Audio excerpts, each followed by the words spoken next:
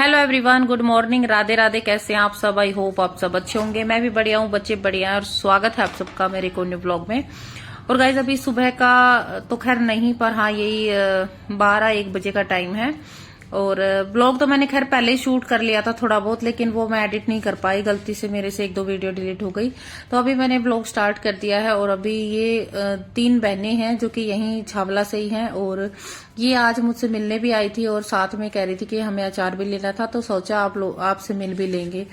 तो भाई अभी ये आई हैं, मैं इनसे बातें कर रही हूँ। अभी ये अचार का सैंपल मांग रही है कि एक बार अचार दिखा दो, फिर उस हिसाब से हम आपसे ले लेंगे।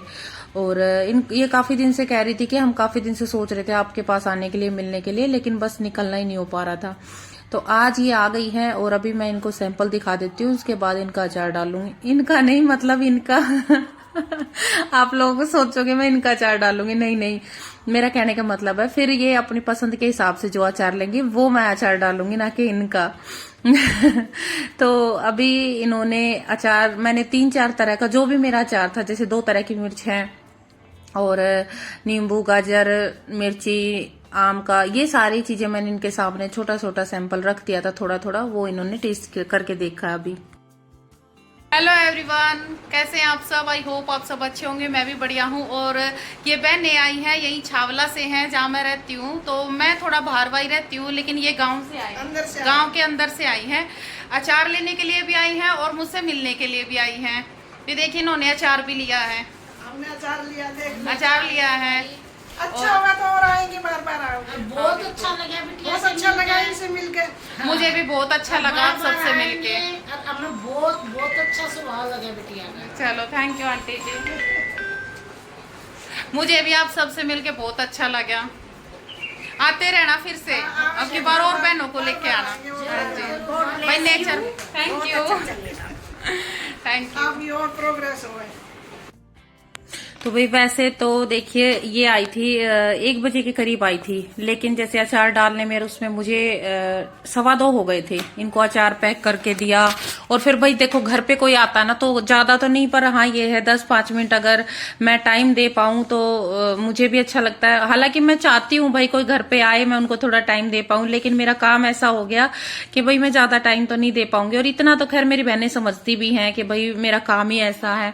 तो भाई जैसे ही 2:15 हुए, फिर मैं नहाई, नहाने के बल्कि मैं नहा ही रही थी उसी टाइम पे मेरे बच्चों के स्कूल का अलार्म बज गया।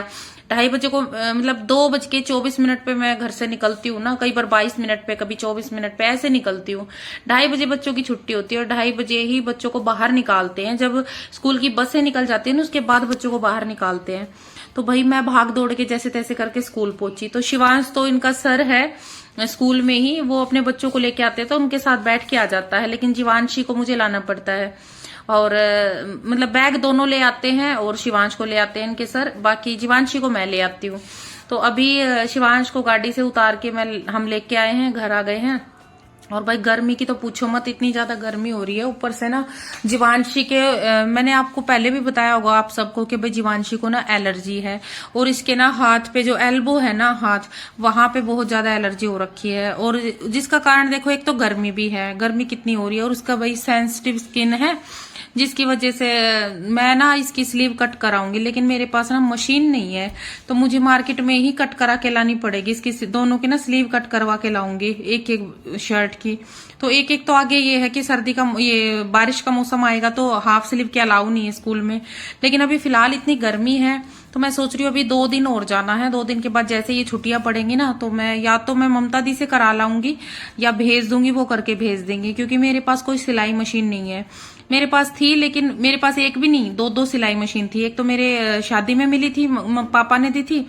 दूसरी भाई यही जो है, मतलब मेरी ममता दी की पुरानी मशीन थी, लेकिन कंडीशन सही थी, फिर उन्होंने ले ली अम्ब्रेला मशीन, जो कि आजकल चल रही है। तो उन्होंने पुरानी मशीन मुझे दे दी थी कि ये अच्छी चलती है, तो अपना इससे मतलब सिलाई कर लिया कर, छोटे मोटे टाके वाके।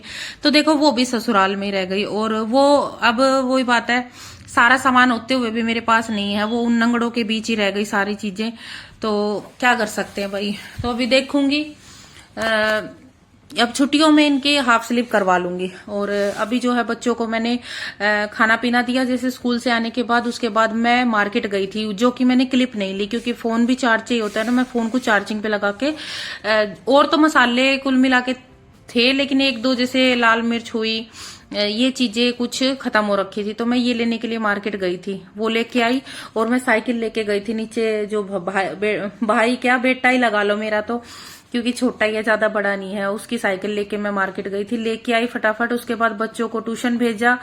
बच्चों को ट्यूशन भेजने के बाद मैं ये अब मसाला ऐड करूंगी।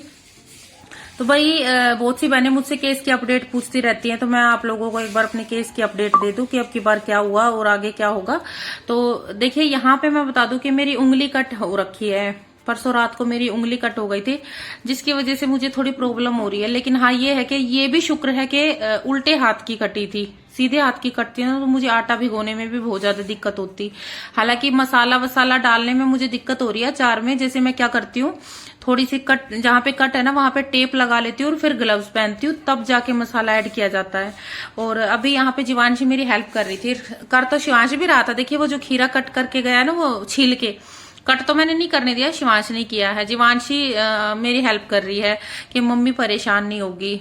तो फिर मैंने बोला बेटा कोई दिक्कत नहीं है, देखो ये भी शुक्र है उल्टे हाथ में है तो ज्यादा प्रॉब्लम नहीं है, सीधे में होती तो और भी ज्यादा होती।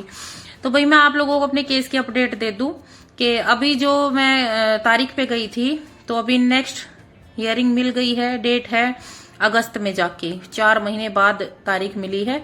क्योंकि इन कामों में देखो टाइम तो लगता है, तारीखें भी लंबी लगती हैं, पर चलो ठीक है भाई, अपना काम करना है। वही बात है, जल्दी जल्दी तारीख लगेंगी तो कौन सा। वैसे भी मैं अकेली तो हूं नहीं भाई, बहुत सी लेडीज हैं, बहुत सारी परेशान हैं, तो सभी की इतनी लेट तारीखें मिलती हैं, 4-4 महीने की, 5-5 महीने की। इतना तो मुझे पहले भी बता दिया गया था कि शुरुआत में अच्छी लंबी लंबी तारीखें मिलेंगी।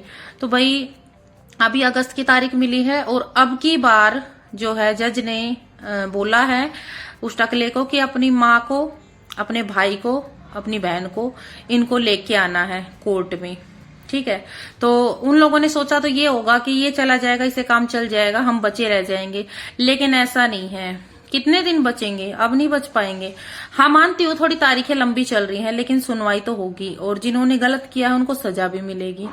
मैं ये तो नहीं कहूंगी कि उनको एकदम से जेल के अंदर डाल दिया जाएगा, लेकिन जब तारीख पे आएंगे ना तो कम से कम ये तो रहेगा कि हाँ अपनी, कहते हैं ना कि भुगतना पड़ता है, इस जन्म में किया इसी जन्म में भुगतना पड़ता है। जो उन लोगों ने मेरे और मेरे बच्चों के साथ किया है भुगतना पड़ेगा। तो अभी शुरुआत हो चुकी है, युद्ध का डंका बज चुका है। अभी तक सिर्फ टकला और उसका बाप आता था हमेशा तारीखों पे, लेकिन अब की बार से उनका भी आना स्टार्ट हो गया है। अब की बार जैसे ही तारीख लगेगी वो उनको भी आना पड़ेगा।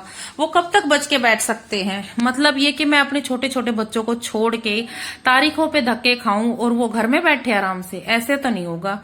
अब इससे आगे ये लगा लो बिगुल बज चुका है, इससे आगे आर्या पार ऐसे ही होना है। तो भाई मानती हूँ, मैं बहुत सी बहनों को ये भी कहती हूँ कि कोर्ट कचहरी में टाइम लगता है भाई, बिल्कुल लगता है, लेकिन ये भी है सुनवाई भी होती है, टाइम लगता है। तो भाई अब ये है कि कम से कम मुझे ये तो रहेगा मैं अकेली नहीं हूँ, और भी हैं अपना काम छोड़ के आएंगी, पता तो चलेगा कि हाँ भाई कैसे अपना काम छोड़ के तारीखों पे धक्के खाने पड़ते हैं। बहुत आराम से छांव में बैठी रहती हैं। तो मैंने बता दिया कि अब की बार तारीख पे उनको भी बुलाया है, तो देखते हैं नेक्स्ट तारीख पे क्या होता है।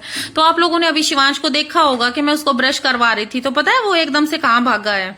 जैसे ही मैंने ब्रश करवाई वो एकदम से जाके सोने के लिए भागा है कि मैं दोबारा से सोने जा रहा हूँ। फेवरेट है, मतलब सुबह सुबह पता चला ना कि मम्मी आलू के पराठे बना रही है। तो देखिए अभी आप लोगों ने अभी जो मैं बना रही हूँ बच्चों के आलू के पराठे, तो कह रहा था मम्मी आज आलू के पराठे। मैंने बोला हाँ, तो वो खुश हो गया। लेकिन शिवांश को मैं दे तो रही हूँ आलू के पराठे, और क्योंकि ये ना और कोई सब्जी खा के नहीं आता है। आप लोगों ने देखा होगा पीछे वीडियो में मैंने तोरी की सब्जी दी थी, जो कि 1-1 चम्मच डाली थी मैंने, सिर्फ 1-1 चम्मच, जो स्पून हम खाते हैं ना जिससे, वो वाली। लेकिन वो भी दोनों के दोनों ऐसे लेके आ रखे थे। तो फिर ऐसी सब्जी मैं क्या ही बनाऊं जब बच्चे खाते ही नहीं है। तो पर मजबूरी है भाई, देनी पड़ती है। स्कूल में बिना सब्जी के जाना अलाउड नहीं है, अचार वचार कुछ भी नहीं दे सकते, तो देना पड़ता है। तो आज मैंने बच्चों के हिसाब से देखो इनको जो पसंद है वो ही बना दिया। क्या करूं, वैसे तो आलू के पराठे ज्यादातर मैं बनाती हूँ, लेकिन वो एक मजबूरी है कि भाई बच्चे सब्जी नहीं खाते। और तोरी, भिंडी, टिंडे ये सब तो बिल्कुल भी नहीं। शिवांशी थोड़ी थोड़ी भिंडी खा लेती है, लेकिन शिवांश तो वो भी नहीं खाता। तो अभी जो है मैंने इनके आलू के पराठे बना दिए हैं। अभी मैं इनको स्कूल छोड़ के आने के बाद मुझे बहुत सारा काम निपटाना है, और दिन में मैं 1 मिनट के लिए भी नहीं बैठ पाती हूँ, ना लेट पाती हूँ, बस पूरा दिन मेरा काम में चला जाता है। और रात को भी मुझे काफी लेट तक मतलब काम रहता है। तो भाई अभी बच्चों की मैं आपको कुछ बताती हूँ। आप लोग कहते हैं ना कि बच्चे समझदार हैं, आपके बच्चे काम में भी हेल्प कराते, तो हाँ भाई हाँ है। देखिए एक टाइम था जब मैं सिर्फ बच्चों पे रहती थी, बच्चों पर तो नहीं, घर पे, मतलब घर का काम बच्चों का। तो बच्चों की हर चीज मैं खुद करती थी, जैसे इनके शूज पॉलिश करना, इनकी टाई बेल्ट, हर चीज, प्रेस। देखिए प्रेस तो मैं खैर अभी भी करती हूँ, लेकिन जैसे टाई बेल्ट की सारी चीजें एक जगह रखना, शूज पे पॉलिश करना, ये चीजें मेरे बच्चे अपने आप कर लेते हैं। खास तौर पे जीवांशी, और शिवांश अभी सीख रहा है थोड़ा थोड़ा।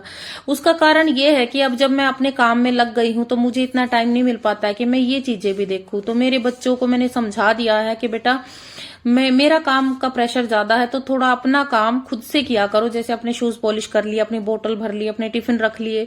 तो इससे ये है कि बच्चे सेल्फ डिपेंड भी हो जाएंगे, अपने ऊपर दूसरे के मोहताज नहीं रहेंगे। और ये कि जरूरी है, ये बहुत जरूरी है, बच्चे अपना काम खुद से सीखें, खुद से करें। तो उनको ना आगे चल के कुछ भी ऐसा सिखाने की या वो किसी दूसरे पर डिपेंड नहीं करेंगे। तो ये बहुत जरूरी है। मैं तो कहूंगी सभी अपने बच्चों को थोड़ा थोड़ा जरूर अपना करना सिखाए, वो कम से कम अपना तो कर ले। तो बच्चों को जब हम थोड़ी थोड़ी आदत ऐसे डाल के रखते हैं ना कि अपने आप से वो अपने छोटे मोटे काम खुद से करे, तो आगे चल के वो आलसी नहीं बनेंगे। उनको ये नहीं रहेगा कि ये काम तो सिर्फ मम्मी ही करेगी, हम नहीं करेंगे। तो आज की वीडियो मैं यहीं एंड करती हूँ। राम राम सभी को।